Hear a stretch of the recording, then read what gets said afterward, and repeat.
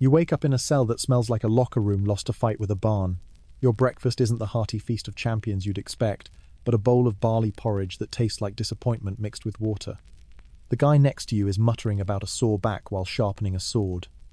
This is your glamorous life as a Roman gladiator, where the closest thing to luxury is a shared sponge in the communal bathroom, which Romans considered perfectly efficient and normal. The crowds may have cheered, but gladiators carried the legal status of infamous, marking them as social outcasts despite their fame. Many were slaves, condemned criminals, or desperate volunteers who swore the Sacramentum Gladiatorum oath. Forget everything Hollywood taught you about this job. Your stomach growls, reminding you that even legendary warriors need to eat. The dining hall reveals rows of gladiators hunched over identical bowls, spooning down a grey mush that looks suspiciously like wet cement mixed with regret. The sound of wooden spoons scraping clay bowls echoes off stone walls, while dozens of men force down their morning meal with all the enthusiasm of someone taking medicine. This isn't the protein-rich diet of modern athletes. It's barley porridge, day after day, designed not for taste, but for cheap bulk and bone density. Your fellow fighters earned the nickname Hordearii, literally meaning barley men. Romans didn't call you this as a compliment. The porridge sits heavy in your stomach like wet sand, accompanied by beans that make everyone gassy and vegetables that taste like they've given up on life. To wash it down, you get a calcium-rich brew made from bone ash or charred wood. Archaeologists later found unusually high calcium levels in gladiator remains, proving this unappetizing strategy actually worked for building denser bones. Your tablemates discuss yesterday's training techniques while methodically working through their breakfast. The man across from you examines a suspicious lump in his porridge, shrugs, and swallows it anyway. You might swallow an occasional insect, not uncommon in ancient grain dishes, but standards drop quickly when you're hungry enough. The Lanista's accountants calculated every sestertius spent on food, prioritizing survival over satisfaction. They figured out the exact minimum needed to keep gladiators alive and fighting, then probably shaved a few coins off that number. Meat appears only during intensive training periods before major games, making it a luxury that most gladiators rarely taste. When it does show up, it's usually the cheapest cuts available, tough as leather, and about as flavorful. Gladiators often had better steady calories and medical care than many ordinary Romans, even though the food remained utilitarian and monotonous. The irony becomes clear as you choke down another spoonful. Rome's greatest warriors, the men who make crowds roar and emperors applaud, eat abundant quantities of the most boring food imaginable. The deliberate nutritional strategy built dense bones for absorbing sword blows, but condemned you to a lifetime of culinary tedium. You finish your bowl and realize this same grey slop awaits you tomorrow, and every day after that.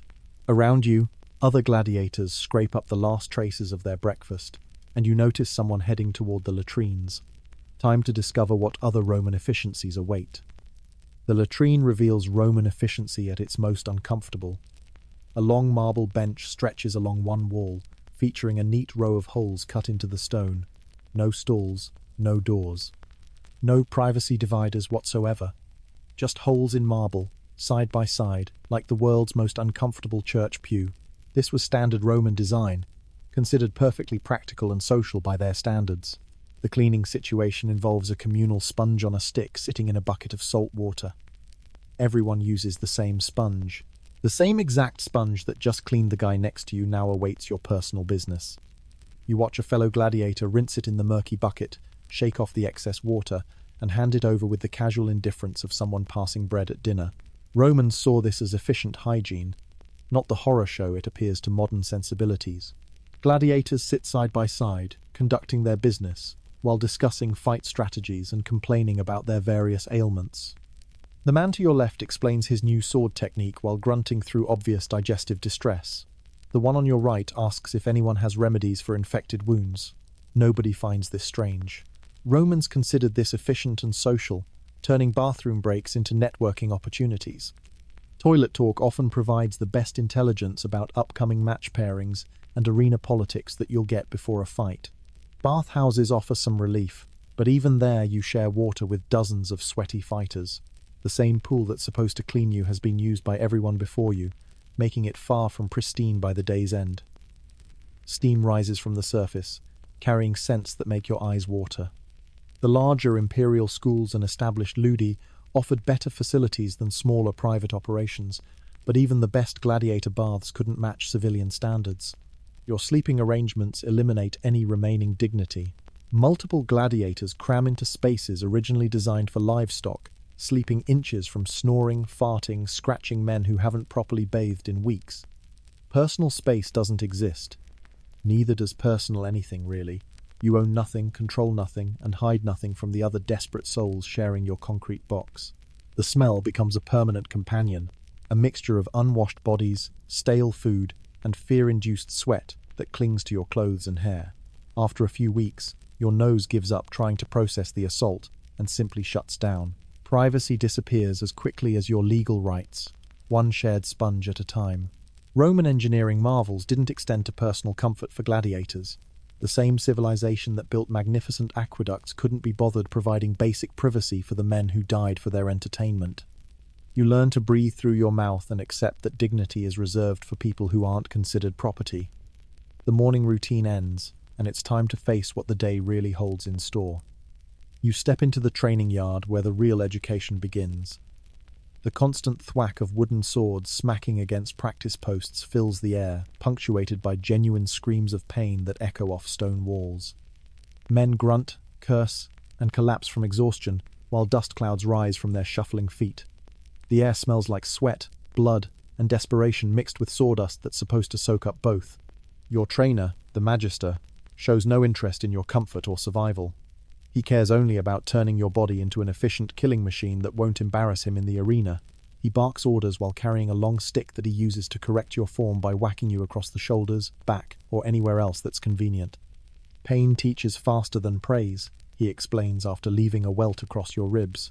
The training follows a brutal progression. After initial physical sorting to weed out the hopeless cases, you spend months attacking the Palus, a 6-foot wooden post that becomes your daily enemy. The wooden sword in your hands weighs deliberately more than real combat weapons, designed to build strength so you can punch through an opponent's defenses in actual fights. Your arms burn after 10 minutes. Your shoulders scream after 20. Only after proving yourself against this silent wooden judge do you advance to specialized training under a magister, who eventually assigns you a fighting style, Mamillo, Retiarius, Provocator, or others based on your build and skills. Fellow trainees sport genuine injuries that never quite heal properly. The man next to you is missing 2 fingers from a training accident last month. Another limps from a knee injury that the medicus couldn't fix. Scarred faces tell stories of sparring sessions that got out of hand. Fresh cuts and bruises appear daily as new wounds layer over old ones. The medical care varies dramatically depending on your value and location. Imperial schools and established ludi employ skilled doctors with proper supplies, while smaller operations make do with a single medicus, treating everything with honey, vinegar, herbs, and cloth strips. Laniste weigh treatment costs against replacement expenses within legal frameworks overseen by procuratores, but the calculation remains coldly practical. A promising fighter gets proper attention. Expendable slaves get basic care and prayers. You realize that sparring partners aren't practicing choreographed moves. They're genuinely trying to hurt each other in controlled violence. Every block, every thrust, every parry carries real intent. Pulling punches gets you beaten by the Magister. Not pulling punches gets you beaten by your partner. Your hands develop permanent calluses. Your muscles ache constantly. The romantic notion of noble warriors perfecting their craft dissolves into scared, injured people learning to survive. But surviving the training is only the beginning of understanding what you've become. The training yard teaches you to fight, but the real lesson comes when you discover your new place in Roman society. Being a gladiator means occupying the absolute bottom rung, regardless of how many fights you win or how loudly crowds cheer your name. The legal system stamps you with permanent infamia, a status that strips away basic citizenship rights and social respectability. You lose the right to vote, hold office, or even secure burial in respectable plots. Your victories in the arena count for nothing once you step outside those walls. The same crowds that roar approval when you dodge a sword thrust cross the street to avoid you in daily life. Mothers pull their children closer when you walk past. Merchants refuse your money. Many respectable Romans avoid social ties with gladiators for fear of being tainted by association. You're entertainment, not a person. Free Romans, who voluntarily become gladiators, sign away their legal personhood, through the Sacramentum Gladiatorum oath. You literally swear to be burned, bound, beaten, and killed by iron. The words aren't metaphorical. An octoriatus might receive around 2,000 sestertii up front at signing, but you legally transform yourself from citizen to property, trading your humanity for coins and a chance at survival. The contract binds you tighter than any chain. Your life gets a literal price tag. The legal valuation on a gladiator's life was set at a minimum of 4,000 sestertii, with top fighters reaching up to 15,000 sestertii in imperial pricing tables. That's less than a decent house, but more than a farm slave. The lanista knows your exact value down to the last coin. When you get injured, he calculates repair costs versus replacement costs. Though imperial procurators and legal frameworks provide some oversight, especially in larger imperial ludi, sometimes replacement still wins. Even if you somehow survive long enough to retire, infamia carries social and legal disabilities that make reintegration difficult and stigmatizing. Your children inherit your shame. Freedom from the arena doesn't mean freedom from the stigma. The lanista owns you within broad legal boundaries.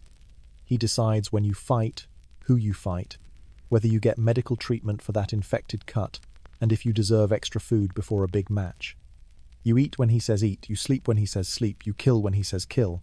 Your opinions matter about as much as a sword's opinion about who it cuts. The crowd's fascination with gladiators coexists with their complete social rejection. They'll scream your name during fights, buy miniature figurines of you, and argue about your techniques in taverns. Then they'll treat you like human waste if they meet you buying bread. Entertainment value never translates to human dignity. You realize that no amount of victories can wash away the stigma of having chosen to kill for money. Every fight win adds to your reputation and deepens your shame simultaneously. The cheers that follow your victories sound different once you understand they're applauding your social suicide, but all the shame and stigma pale compared to what awaits when those cheers turn deadly serious. You finally face the moment that all the training and terrible food has been building toward. Actual combat in front of bloodthirsty crowds who paid good money to watch you potentially die. The guards shove you through a tunnel that leads to the arena floor, and sunlight hits your eyes like a slap. Sand crunches under your feet. The roar of 50,000 Romans fills your ears, but they're not cheering for you specifically. They're cheering for blood. The arena experience begins with elaborate ceremonies designed more for crowd entertainment than gladiator dignity. Musicians play while you parade around the sand in your armor, waving at people who see you as a walking side of meat. The announcer bellows your name and fighting record to spectators who are already placing bets on how quickly you'll die. You're part of the show now, a prop in someone else's entertainment. The mortality rates tell a story that Hollywood never mentions. Even under Augustus's reforms, which supposedly made gladiator fights less deadly, death remains a regular outcome. 1 in 10 gladiators die in the arena. Those aren't lottery odds you want to play repeatedly. Your chances get worse with every fight you survive, because luck eventually runs out. The crowd's mercy depends entirely on their mood, the quality of your performance, and political factors beyond your control. Did the emperor have a good breakfast? Are grain prices high this week? Is your opponent popular with the betting crowd? These random factors determine whether you live or die when you're lying in the sand with a sword at your throat. Your opponent faces the same desperate situation, making every fight a genuine struggle between two people who would rather be anywhere else. He's not some evil villain from a movie. He's another scared, hungry person trying to survive in a system designed to kill him. Neither of you wants to be there, but only one of you gets to leave walking. The Summa Rudis referees enforce rules designed to create spectacle, not ensure fairness or safety. They stop fights when the crowd gets bored, not when someone gets seriously hurt. A quick kill disappoints the audience. They want drama, suffering, and drawn-out combat that justifies their ticket price. Even victory brings only temporary relief. You'll be back in the arena again within months, facing fresh opponents and dwindling luck. Each win moves you closer to the statistical certainty of death. Champions don't retire peacefully. They die in front of cheering crowds who've grown tired of their old favorites. The economics work against you as the lanista balances the cost of your training against the profit from your death. Dead gladiators don't eat expensive food or require medical care. Sometimes killing you makes more financial sense than keeping you alive. The arena strips away any remaining illusions about gladiatorial glory, revealing a system designed to extract maximum entertainment from human suffering. You understand that survival depends not on skill alone, but on the fickle approval of crowds who see you as disposable entertainment. They'll forget your name before they finish their post-fight wine. The next time you watch a Gladiator movie, remember that the real warriors lived in conditions that would qualify as cruel and unusual punishment by modern standards. Russell Crowe never had to share a communal sponge or choke down barley porridge crawling with weevils. The Hollywood version skips the part where you smell like a barnyard and sleep in a concrete box with 3 other desperate men. These weren't heroes choosing glory. They were desperate people trapped in a system that treated human life as a commodity to be bought, sold, and discarded for entertainment. Slaves had no choice. Free volunteers traded their legal personhood for survival money. Either way, you became property with a price tag. The true courage of gladiators lay not in seeking fame, but in finding ways to maintain their humanity while society systematically stripped it away. They shared jokes over terrible breakfast. They helped treat each other's wounds. They found dignity in a system designed to destroy it completely.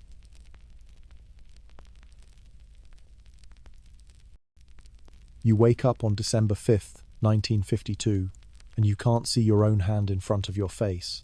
Not because it's dark. It's broad daylight.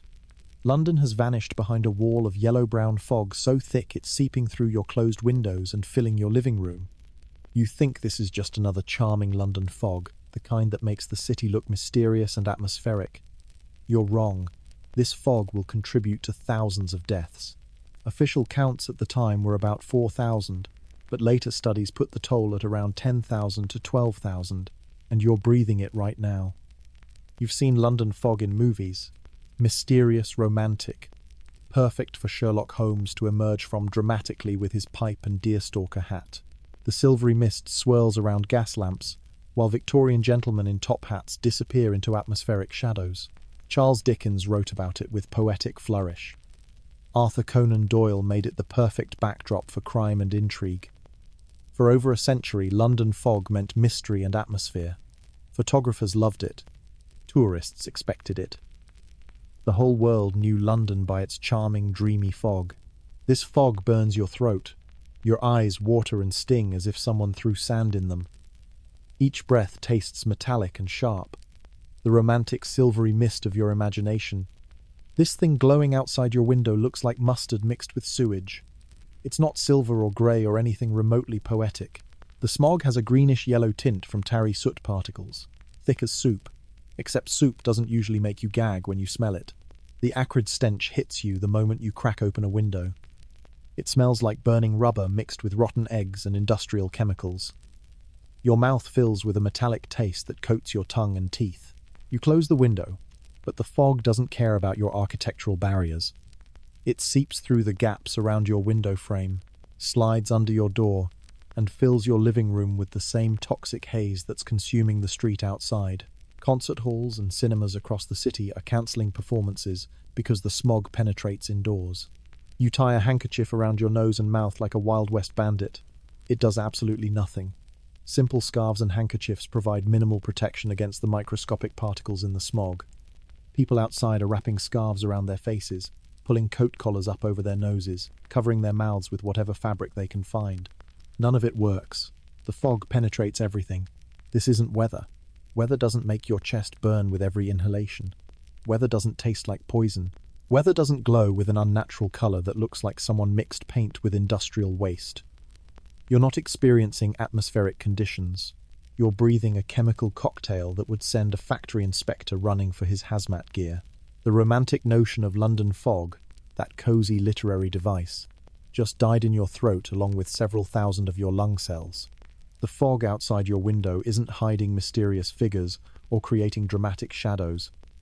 It's hiding the fact that London has accidentally turned itself into something far more sinister.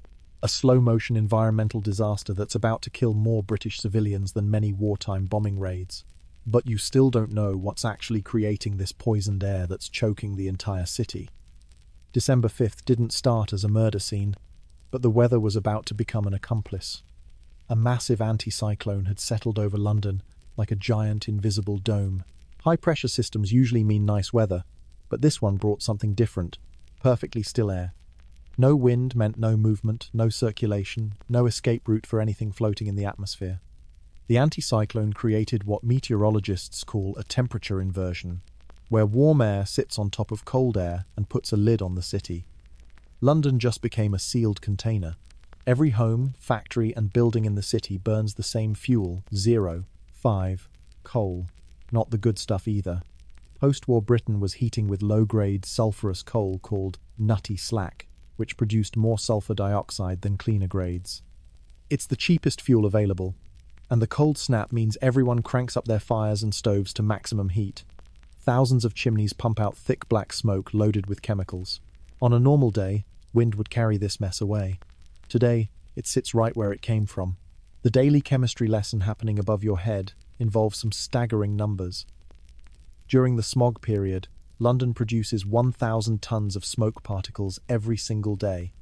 The real killer is 370 tons of sulfur dioxide floating around, which the moisture in the air converts into 800 tons of sulfuric acid. You're breathing industrial chemistry. Power stations ring the city like a circle of pollution factories. Battersea, Bankside, and dozens of smaller plants burn coal around the clock to keep London's lights on. Their smokestacks normally shoot sulfur dioxide high enough for wind to disperse it. The temperature inversion traps everything at ground level instead. The sulfur dioxide meets water droplets in the fog and undergoes a chemical reaction. The trapped fog droplets enable the conversion of sulfur dioxide into sulfates and sulfuric acid particles small enough to slip past your body's natural filters and penetrate deep into your lung tissue. Diesel buses chug through the streets, pumping out exhaust. Steam locomotives pull into stations surrounded by clouds of their own making. Vehicle emissions add carbon monoxide, nitrogen oxides, and particulates to the toxic soup. The lack of wind means every exhaust pipe, every chimney, every smokestack contributes to a growing chemical cloud that hangs motionless over the city. Each car, bus, and train makes the mixture more concentrated and more deadly. You take a breath and pull sulfuric acid directly into your lungs. The particles are so small they bypass your nose and throat entirely, traveling straight to the delicate air sacs where oxygen enters your bloodstream. Each inhalation delivers a dose of industrial acid to the most sensitive parts of your respiratory system. Your lungs weren't designed to process factory emissions, but that's exactly what they're trying to do right now. The inversion trapped pollutants at ground level, producing a toxic mixture that functioned like a slow-moving chemical assault on the city. 8 million people have no choice but to keep breathing it. Now you face a new problem, navigating this poisoned world when you can't even see where you're going. You need to get to work, but London has vanished and taken basic navigation with it. The fog sits so thick outside your window that you can't see the street lamp 10 feet away. You know it's there because you've walked past it every morning for 3 years, but now it might as well not exist.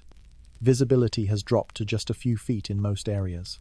Some people report they can't even see their own feet when they look down. The familiar route to your office, the one you could walk blindfolded, has transformed into alien territory where every building looks identical through the yellow-brown haze. Bus drivers who've navigated the same routes for decades experience severe disorientation, sometimes driving in circles or abandoning routes entirely. These men know every turn, every stop, every shortcut in the city. Now they're wandering aimlessly, unable to recognize streets they've traveled thousands of times. Above-ground public transport ceased in many places. The underground was the only major system still operating.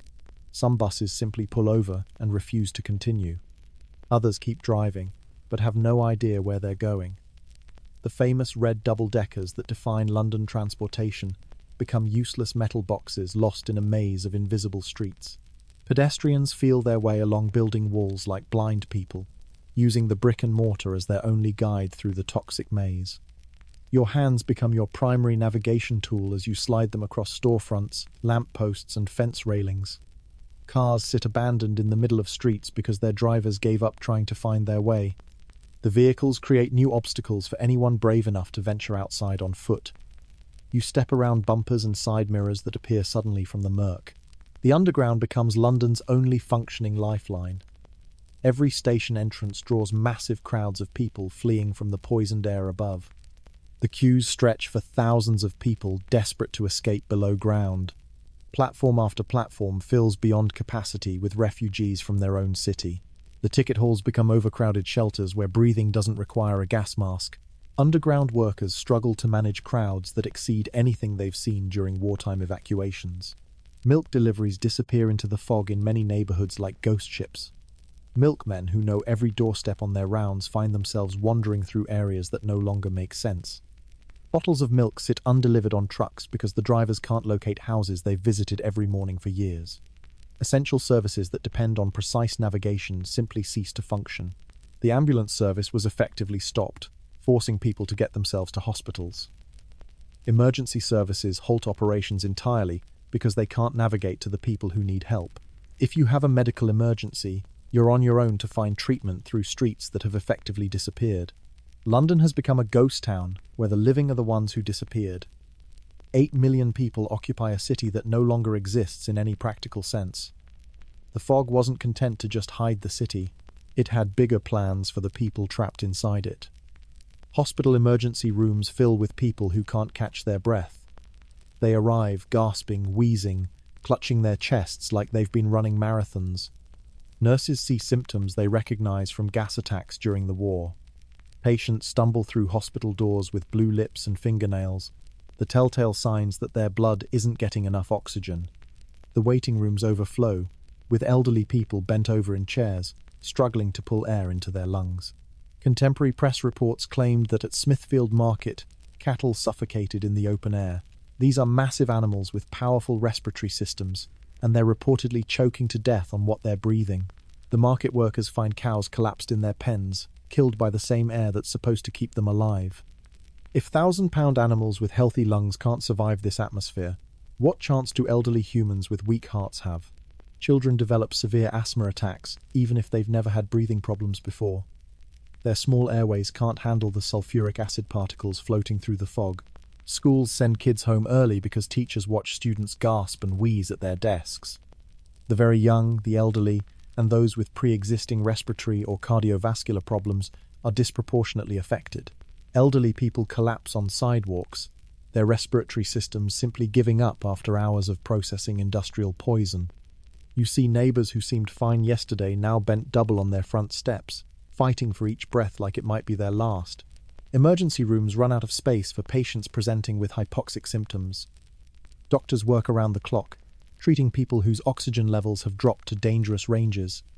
The smog seeps into hospital wards, making it harder for sick patients to recover. Medical staff struggle to help people breathe while breathing the same contaminated air themselves. Oxygen tanks become precious resources as demand skyrockets beyond anything hospitals have prepared for. Death certificates pile up over the following weeks as the true scope becomes clear. Many deaths result from bronchopneumonia, purulent bronchitis, and hypoxia caused or aggravated by inhaled particulates and acids. Coroners initially attribute deaths to heart attacks, pneumonia, and respiratory failure without connecting them to the fog. Medical reports in the weeks after the event estimated around 4,000 excess deaths. Later research, examining elevated mortality into the following months, estimates roughly 10,000 to 12,000 excess deaths. The charming atmospheric mist of literature and film revealed its true nature as Britain's worst air pollution disaster. Thousands of people died from breathing air they had no choice but to breathe. Yet with bodies piling up in morgues across the city, the official response was about to prove even more suffocating than the toxic air itself. The government's initial response was to downplay the connection between smog and deaths, attributing many fatalities to influenza and seasonal illness rather than air pollution. Officials treated the Great Smog like a minor weather inconvenience rather than a public health emergency. Ministers issued statements reassuring the public that this was simply an unfortunate atmospheric event, nothing more serious than a particularly thick winter fog. The party line remained consistent. This was weather, not a crisis requiring government intervention. The official position framed the disaster as a temporary weather anomaly that would clear up naturally. Government spokesmen attributed the rising death toll to seasonal influenza and other typical winter ailments. They refused to acknowledge any connection between the toxic air and the bodies piling up in morgues across London. Health officials insisted that people were dying from coincidental illnesses that happened to occur during foggy weather. The timing was purely accidental, according to official statements. A full formal inquiry and detailed analysis took months to years to complete. Interim reports and studies emerged in 1953 to 1954, including committee reports and E.T. Wilkins' analysis, but comprehensive governmental action remained delayed. During this period, officials maintained their position that no serious investigation was necessary because nothing serious had actually happened. The delay ensured that any meaningful analysis would rely on incomplete records and fading memories. The public expectation to carry on normally likely contributed to muted public reaction during the crisis. The cultural tendency meant people continued venturing outside without protection, while officials praised Londoners for maintaining their routines despite the challenging conditions.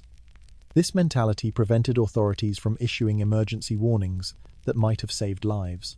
However, political and economic factors played equally important roles. Coal's central role in industry, heating, and employment made officials reluctant to immediately confront coal combustion as a public health emergency. Government denial prevented emergency measures that could have reduced casualties. No public health warnings went out telling people to avoid unnecessary outdoor activities. No emergency broadcasts advised vulnerable populations to seek shelter. No temporary restrictions limited industrial emissions during the crisis. Officials refused to acknowledge that emergency action was needed because doing so would have contradicted their position that nothing extraordinary was happening. The economic implications of acknowledging a coal-driven disaster complicated the official response. Coal-powered British homes fueled industries and employed substantial portions of the workforce.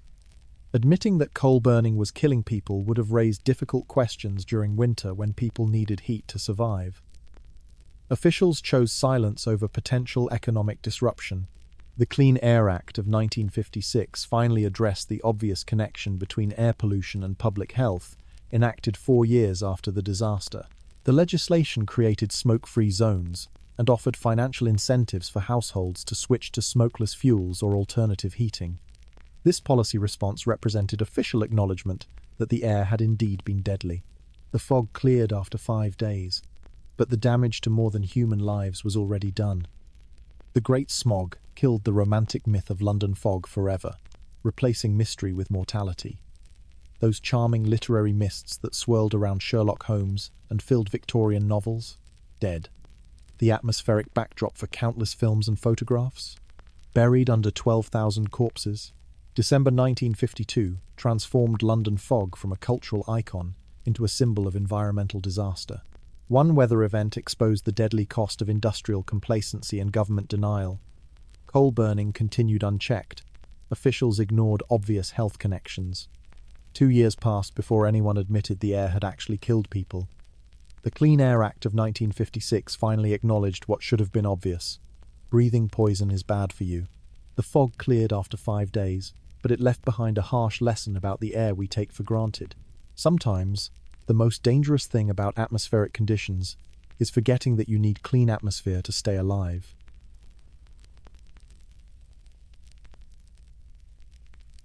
In 1278, a monk sprinkled holy soil from Jerusalem over a cemetery in Bohemia. That single act turned this quiet burial ground into the most desirable final resting place in Central Europe. Then the Black Death hit, then the Hussite Wars. Suddenly, this small cemetery was overflowing with tens of thousands of bodies, and the living needed space for new burials. The solution they came up with was so bizarre that today, over 200,000 tourists a year visit to see what happens when you turn a bone storage problem into religious art. You step through the entrance and immediately understand why people either laugh nervously or go completely silent. There's no middle ground in the Sedlec Ossuary. The first thing that hits you isn't the sight, it's the smell, musty and ancient, like an attic that's been sealed for centuries. It's the kind of scent that makes you breathe through your mouth without thinking about it. Your eyes adjust to the dim light, and you realize the decorative garlands draped along the walls aren't made of flowers or fabric. They're human bones, strung together like the world's most disturbing Christmas decorations. Each strand contains femurs, ribs, and smaller bones you can't immediately identify, all bleached to a uniform white color that somehow makes them appear more like museum pieces than human remains. The chandelier hanging above your head contains at least one of every bone in the human body, bleached white and arranged with disturbing precision. Someone took the time to figure out exactly how a skull should balance against a rib cage, how tibias fit between vertebrae. It's not random. There's actual thought behind this arrangement, which makes it infinitely more unsettling than if someone had just thrown bones together.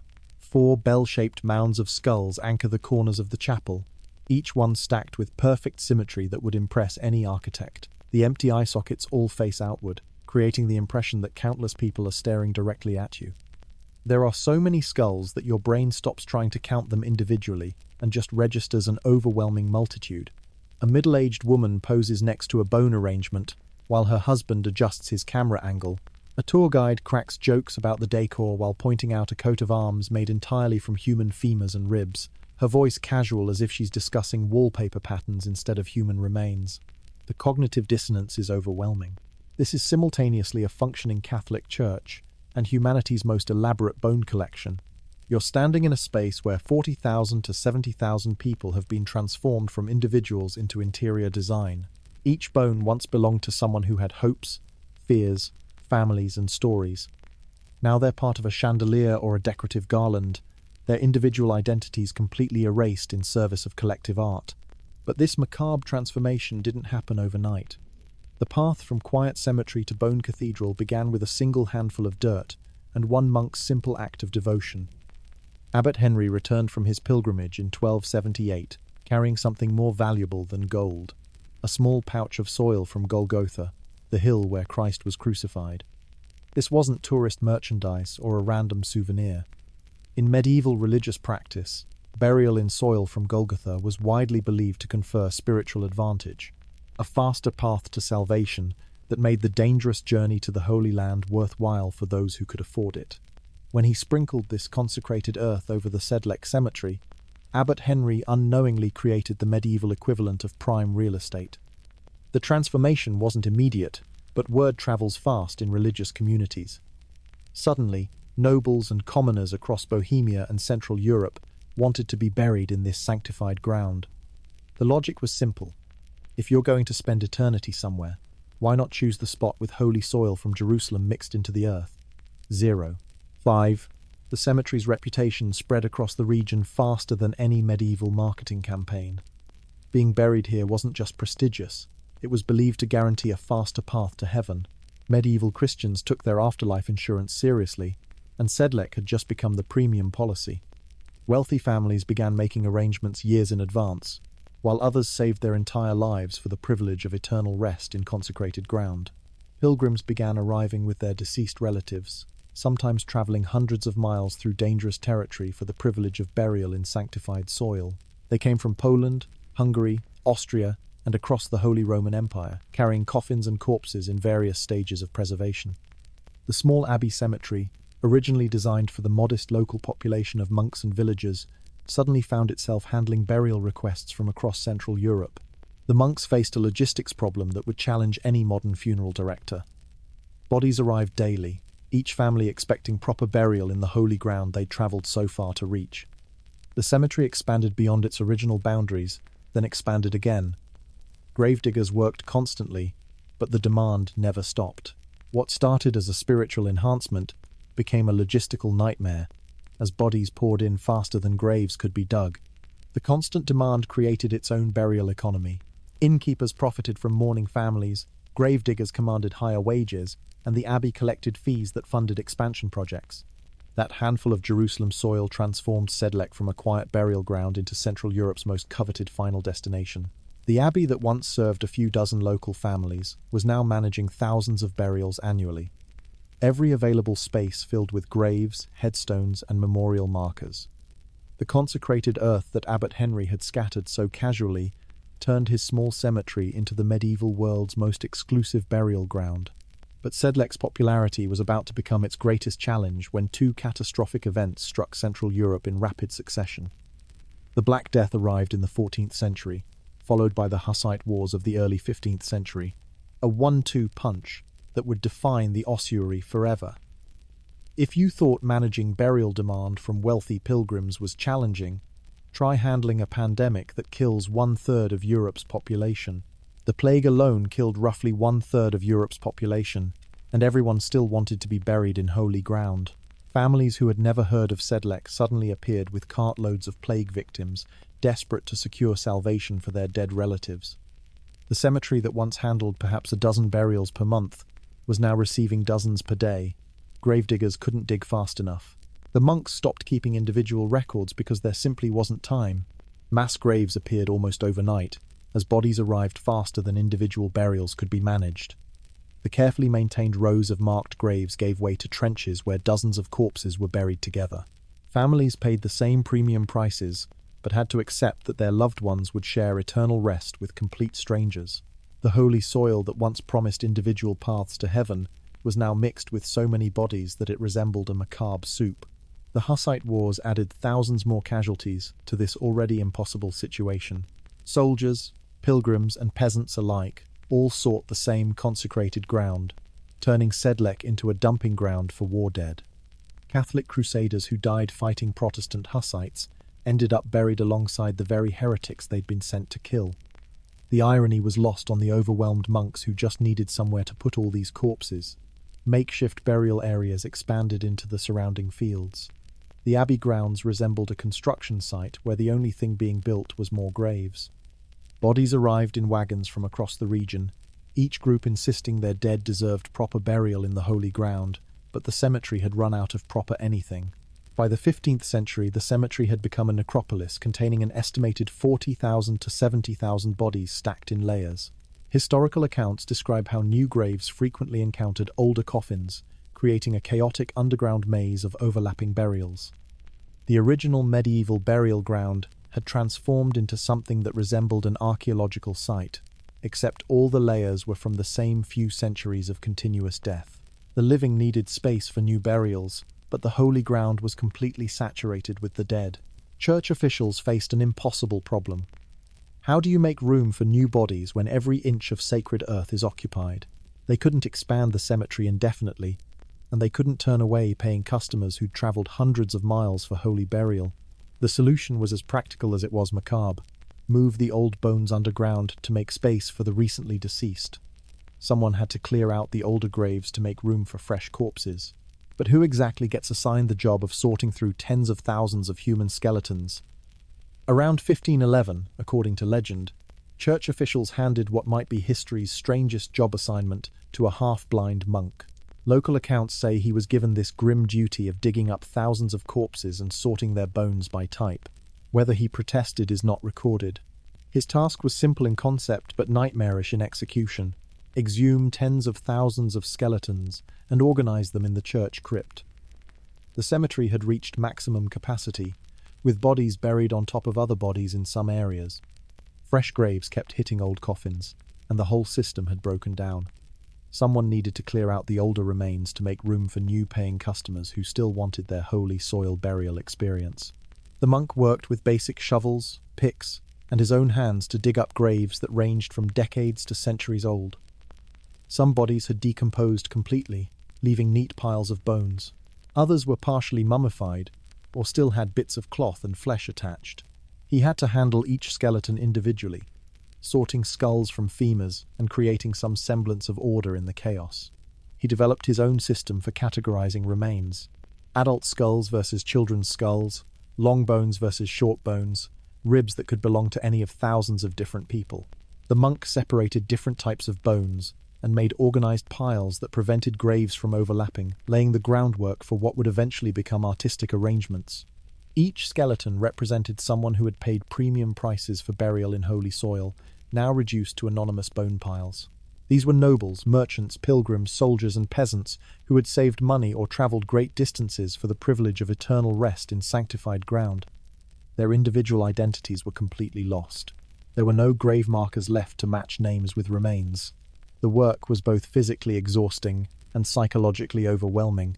Handling human remains day after day for months, surrounded by the smell of old bones and damp stone, would challenge anyone's mental health. But this half-blind monk kept working. He spent years in the crypt, methodically sorting through the skeletal remains of thousands of strangers. The monk's painstaking organization turned a chaotic bone storage problem into systematic piles of skulls, neat rows of long bones, and separate collections of smaller pieces. His methodical approach created the foundation for unprecedented bone artistry, transforming a practical necessity into organized displays. But the real transformation was still centuries away. The monk had solved the immediate problem of overcrowding and created orderly bone storage, but his work remained purely functional. The bones sat in their organized piles for over 300 years, waiting for someone with a completely different vision to arrive. In 1870, the Schwarzenberg family hired František Rindt, a local woodcarver, for what seemed like a simple cleanup job. The aristocratic family owned the chapel and wanted someone to organize the bone piles that had been sitting in the crypt for centuries.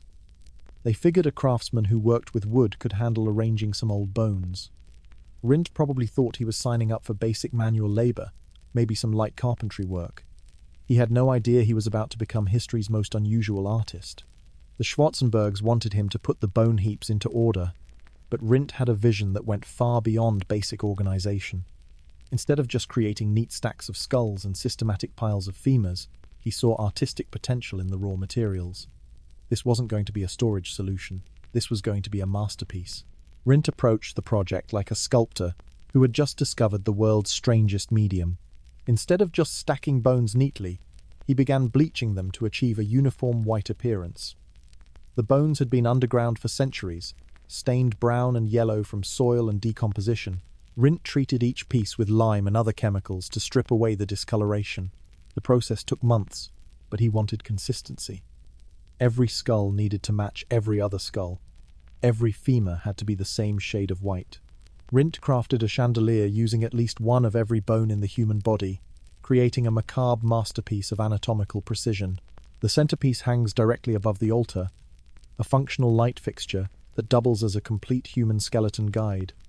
He arranged pelvic bones as the chandelier's base, used ribs to create decorative curves, and positioned skulls as accent pieces.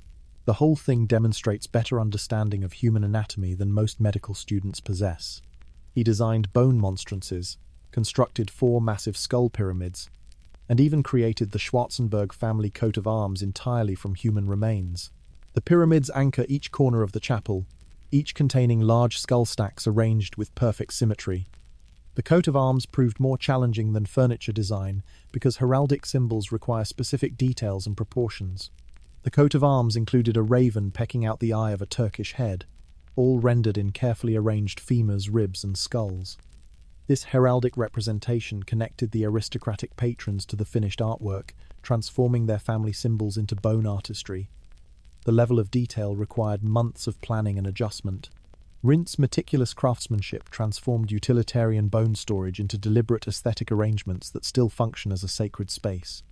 His artistic vision turned functional bone piles into one of Europe's most visited and recognizable monuments, complete with his signature spelled out in small bones near the entrance. Today, over 200,000 tourists annually witness what happens when practical necessity meets artistic imagination. The transformation reveals humanity's remarkable ability to turn practical problems into profound art, converting a cemetery overflow crisis into a meditation on mortality. What started as Abbot Henry sprinkling holy soil from Jerusalem became a 600-year chain reaction that nobody could have predicted. A popular burial ground became a plague dumping site, which became a bone storage problem, which became religious art. What began as a storage solution for too many bones became a unique fusion of Catholic memento mori philosophy and tourist spectacle. Over 200,000 visitors annually now experience this bizarre intersection of death and decoration. You can buy postcards while standing under arrangements made from human bones, surrounded by the skeletal remains of people who paid premium prices for eternal salvation. In the end, those 40,000 to 70,000 individuals became an enduring public memorial, one very different from what they likely expected. They sought heavenly salvation through holy soil burial, but achieved a different kind of remembrance. As the world's most famous bone church, you're left contemplating the strange irony of religious devotion, mass death, practical necessity, and artistic vision, all converging in one small chapel where human remains became interior decoration.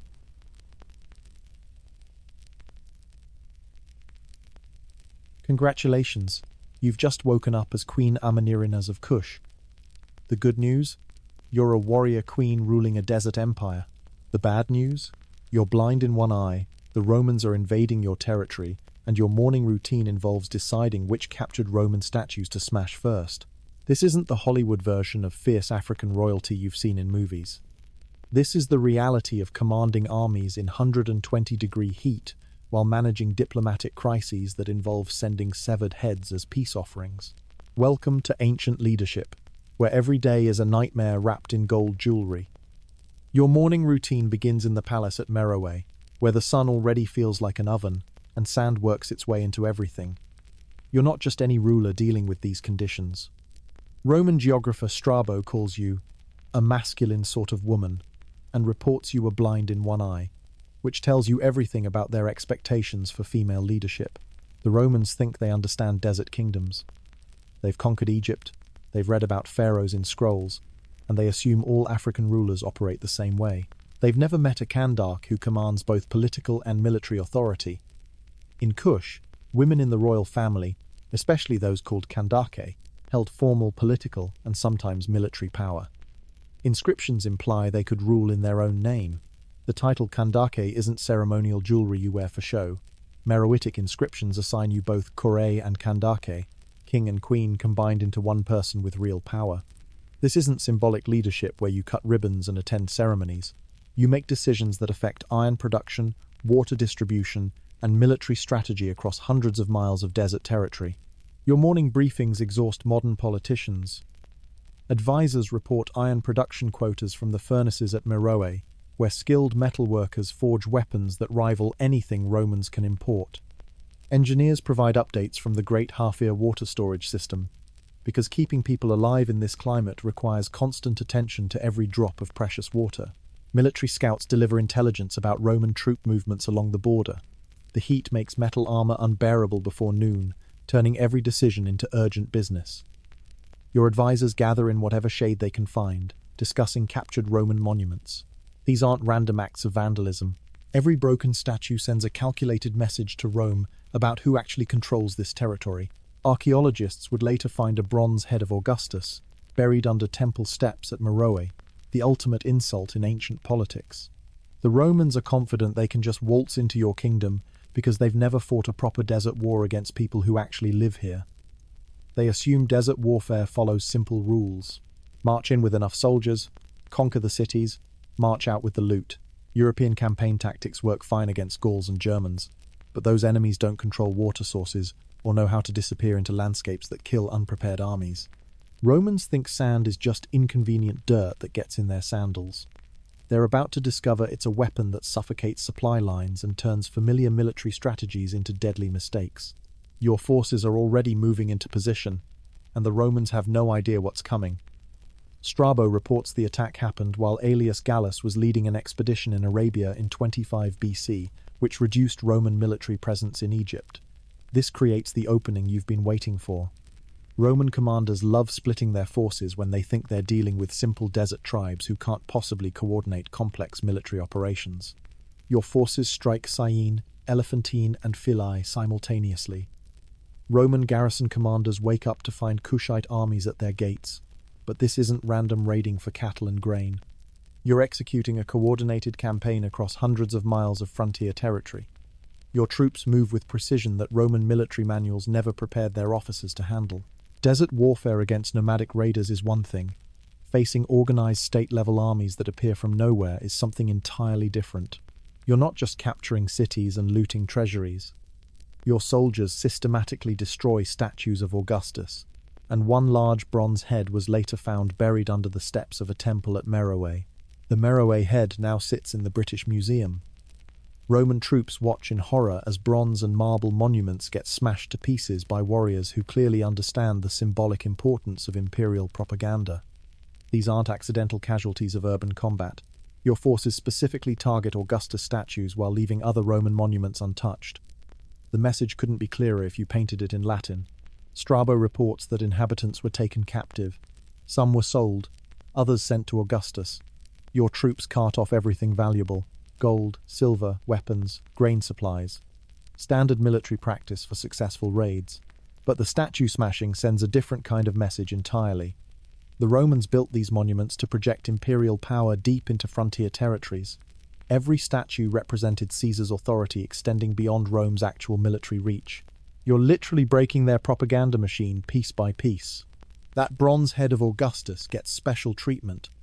Your soldiers carefully remove it intact and transport it back to Meroe, where it gets buried under your temple stairs.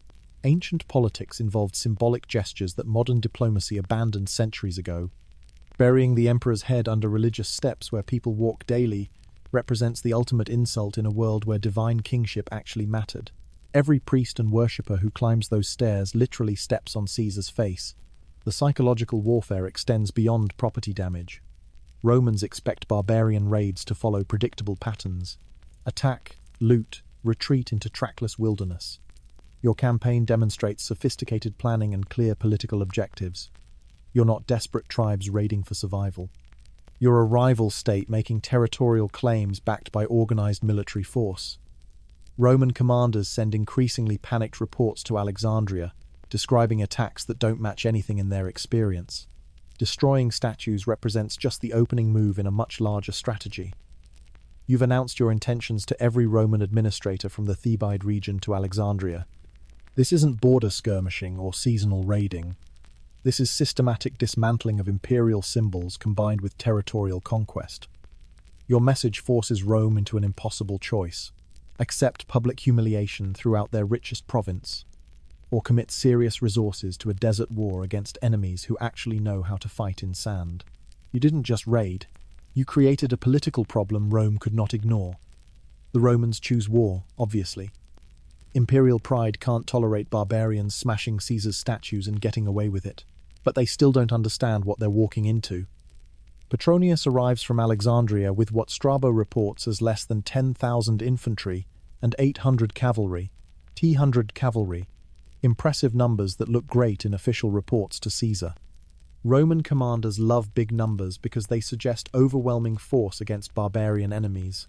On papyrus, this army should steamroll any desert kingdom that dares challenge imperial authority.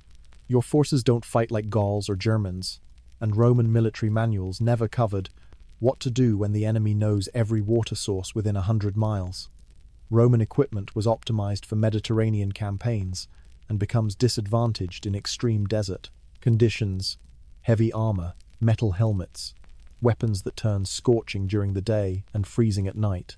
They're marching through landscapes that kill unprepared armies before any fighting starts. The desert itself becomes your strongest ally, turning Roman advantages into deadly disadvantages with every mile they advance south. Your fighters use hit-and-run tactics that drive Roman officers insane. Kushite warriors appear from nowhere, strike hard, and vanish into terrain the Romans can barely navigate. Your military emphasizes archery and mobile tactics, taking advantage of superior local knowledge and resource control. Standard Roman tactics assume enemies will stand and fight in organized formations where superior discipline and equipment decide battles.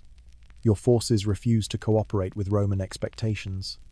They attack supply convoys, disappear before reinforcements arrive, and reappear somewhere completely different the next day. Roman soldiers discover that sand gets into everything: armor joints, weapon mechanisms, food supplies, even their eyes and mouths. Metal equipment becomes burning hot during the day and freezing cold at night. Water rationing turns every march into an endurance contest where locals hold every advantage. Your warriors know which routes avoid the worst heat, where to find shade during the scorching afternoon hours, and how to conserve energy while Romans exhaust themselves fighting the environment. The Romans reach Premnis and push toward Casa Ibrim, capturing towns and claiming victories for their dispatches home. But they're learning that taking ground and holding it represent completely different problems in desert warfare. Every settlement they occupy requires garrison troops. Every mile south stretches their supply lines thinner, while moving them further from familiar territory where Roman logistics actually function properly. Petronius adapts faster than most Roman commanders would. He realizes that traditional siege warfare won't work against enemies who can simply abandon cities and regroup elsewhere. His forces push deeper into Kushite territory, eventually marching to and sacking Napata, the old royal center, according to classical sources. Roman soldiers burn buildings and loot treasures, while their commanders compose victory reports for Augustus. Burning Napata sounds impressive until your forces launch a counteroffensive that catches Romans completely off guard. The site represented symbolic importance, not strategic necessity. Your real power base lies elsewhere, and you've been preparing this response while Romans celebrated their hollow triumph. Kushite armies strike Roman positions across multiple fronts simultaneously, forcing Petronius to retreat north faster than he advanced south. Petronius achieved tactical victories. He occupied sites and reached Napata, but the strategic outcome proved costly, because holding territory in the desert stretches supplies and requires constant reinforcement through hostile territory. Romans excel at organized warfare between civilized nations. Desert campaigns against people who control water sources and understand survival in impossible conditions represent an entirely different challenge. Yet the Kushites could strike back, and diplomacy soon became necessary. Your next move, however, involves communication methods that no Roman diplomat expects. When Romans expect normal diplomatic protocols, you send them something that definitely isn't a fruit basket. Ancient diplomacy operates through established channels that civilized nations recognize. Formal gift exchanges between rulers, carefully negotiated hostage swaps, and ambassadors who speak the same political language. Egyptian pharaohs send gold jewelry. Germanic kings offer rare furs. Greek city-states exchange silver vessels and ceremonial weapons. Everyone follows the same basic script for international relations. Your approach to diplomacy includes sending severed heads as messages to Roman officials. Roman ambassadors open diplomatic pouches expecting the usual collection of precious metals, exotic spices, or carved ivory tusks that represent goodwill between kingdoms. Instead, they find human heads preserved for the journey north. The psychological impact hits exactly as intended. Roman diplomats spend years learning proper protocols for dealing with barbarian kingdoms, but nobody prepared them for this level of calculated brutality. This isn't random violence born from desert savagery or primitive bloodlust. You're conducting sophisticated psychological warfare designed to unsettle an enemy that thinks they understand how African kingdoms operate. Every severed head represents a calculated decision to violate Roman expectations about civilized behavior. The message transcends language barriers and cultural differences. Romans receive a communication they can't misinterpret or dismiss as empty threats from distant barbarians. Roman diplomats are accustomed to dealing with kingdoms that follow Greco-Roman diplomatic conventions, even when those kingdoms resist Roman authority. Celtic chieftains might hate Rome, but they still send proper ambassadors with recognizable gifts. Germanic tribes might raid Roman territories, but their peace negotiations follow predictable patterns that Roman officials understand. Your methods remind Romans that you're not playing by their rules, and they can't predict your next diplomatic move. The severed heads accomplish something that traditional diplomacy never could. They force Romans to acknowledge that you operate according to completely different standards of international relations. Roman commanders can prepare for military campaigns against predictable enemies. Roman diplomats can negotiate with kingdoms that share basic assumptions about how civilized nations conduct business.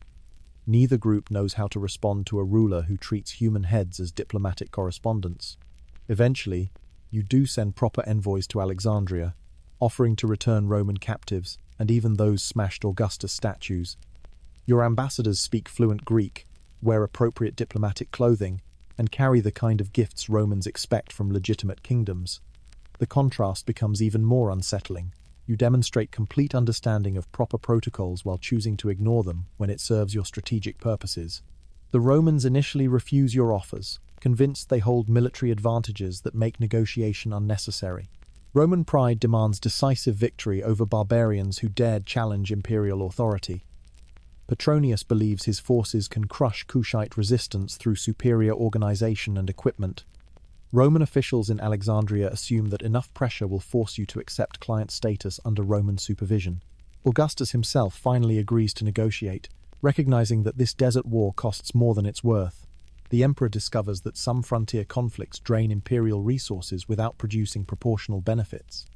Conquering kingdoms that actually fight back requires different calculations than subduing tribes that collapse after losing single battles. Your diplomatic success, however, rests on something Romans never anticipated about desert kingdoms.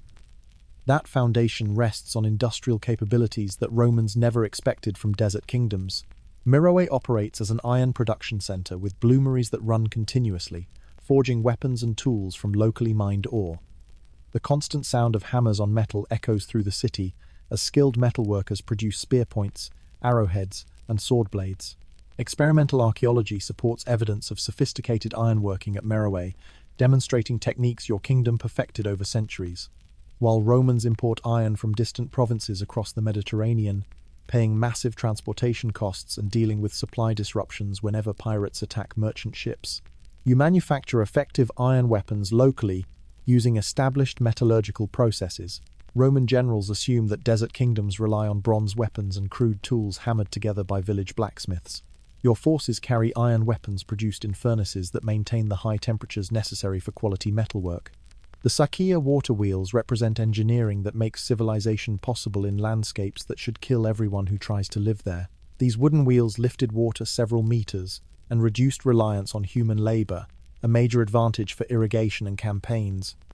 Roman engineers understand aqueducts and concrete, but they've never seen water management systems designed specifically for desert agriculture, where every drop determines survival. Massive hafirs like the Great Hafir at Musawarat Sufra store seasonal rainfall in artificial reservoirs that create water security for extended military operations. Roman armies depend on rivers, wells, and supply convoys to keep soldiers hydrated during long marches. Your forces operate with confidence that water sources exist exactly where they need them, because your engineers spent generations building storage systems across strategic locations. Your kingdom developed these technologies through centuries of experience in conditions that punish mistakes severely. Roman engineering works fine in Mediterranean climates where water flows year-round, and iron ore ships arrive regularly from mines in Spain and Gaul.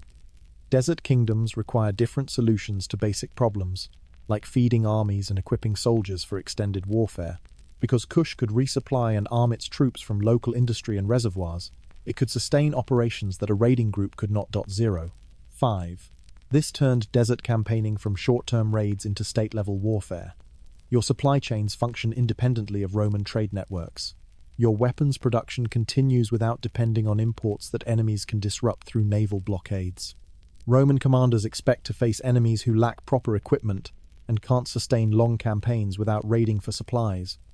Instead, they encounter armies that carry locally forged iron weapons, operate from secure water sources, and receive regular resupply from industrial centers that Romans never knew existed. Every assumption about desert capabilities gets challenged by evidence of advanced infrastructure that supports prolonged resistance. These innovations explain how you sustained offensive campaigns deep into Roman Egypt while maintaining defensive positions along your own frontiers. Roman armies exhaust their supplies and retreat to familiar territory. Your forces operate from prepared positions with technological advantages that make desert warfare sustainable rather than suicidal. The outcome of this technological mismatch produces a settlement that catches everyone off guard. After all the fighting, statue smashing, and diplomatic head-sending, the final settlement isn't what anyone expected. Augustus agrees to move the Roman border beyond Thebes toward Primis, creating a buffer zone that both sides can actually live with. But here's the twist that Roman propagandists will spend decades trying to spin. Kush retains complete sovereignty as an independent ally rather than conquered territory. You keep your kingdom, your authority, and your independence, while Rome gets a manageable frontier they can defend without bankrupting the imperial treasury. This isn't conquest disguised as diplomacy. Rome is openly acknowledging that controlling this desert frontier costs more resources than it produces in tribute and taxes. Roman accountants calculated the mathematics of desert warfare and discovered that permanent occupation requires garrison troops, supply lines, and administrative costs that exceed any possible revenue from Kushite gold mines and trade routes. Economic reality forces even superpowers to make practical decisions about which territories are worth the expense of holding. The Hammurabi Stela tells your version of this story in 45 rows of Meroitic text, decorated with images of bound Roman prisoners kneeling before Kushite royalty. Roman historians will write their own accounts, emphasizing imperial victories and barbarian submission, but your stone monument presents a completely different narrative, where Kush negotiated from a position of strength rather than defeat. The archaeological evidence speaks louder than Roman propaganda about who actually won this desert war. Roman officials claim victory in their dispatches to Augustus, describing successful campaigns that pushed barbarian forces back beyond civilized frontiers. The practical result tells a different story entirely.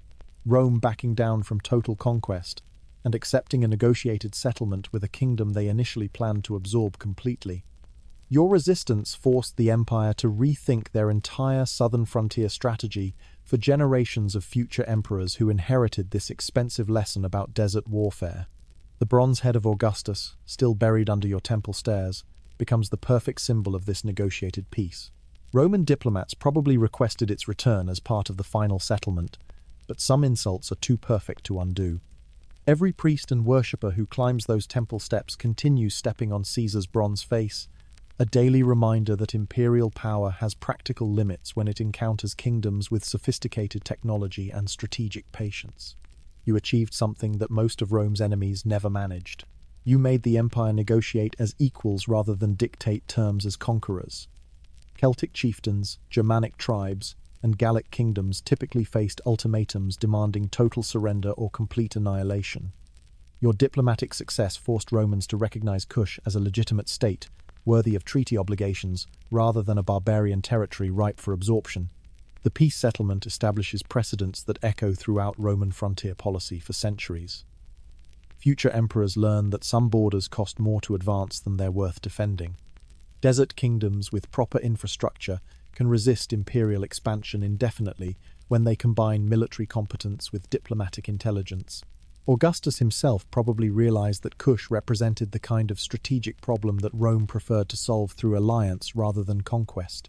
This desert war's consequences echoed far beyond the immediate peace settlement, teaching Rome that even superpowers must choose their battles carefully when facing enemies who actually know how to fight back effectively. The evidence supporting this story comes from multiple sources that historians can verify.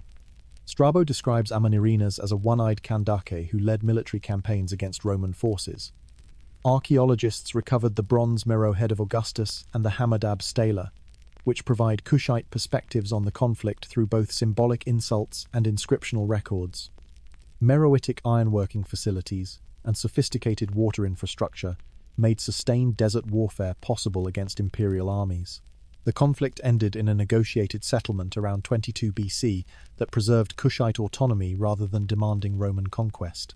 Next time you hear about fierce warrior queens, remember that real power came from bloomery furnaces producing quality weapons, sakia wheels lifting precious water, and knowing exactly when to fight versus when to negotiate. Certain retellings include extreme diplomatic stories, while archaeological evidence shows symbolic insults like the Mero head burial and inscriptions depicting captured Romans. Hollywood prefers the image of noble courage fighting civilization, but actual history reveals something more interesting. Advanced kingdoms that matched Roman capabilities while operating in impossible conditions. Queen Amanirenas forced an empire to respect practical realities that Roman manuals never anticipated. She achieved what most of Rome's enemies never managed, a treaty that recognized independence rather than demanding submission. If you found this quietly interesting, consider subscribing or leaving a comment about which unsung historical figure you'd like explored next. History rewards the patient and the prepared. Amanirenas demonstrates both.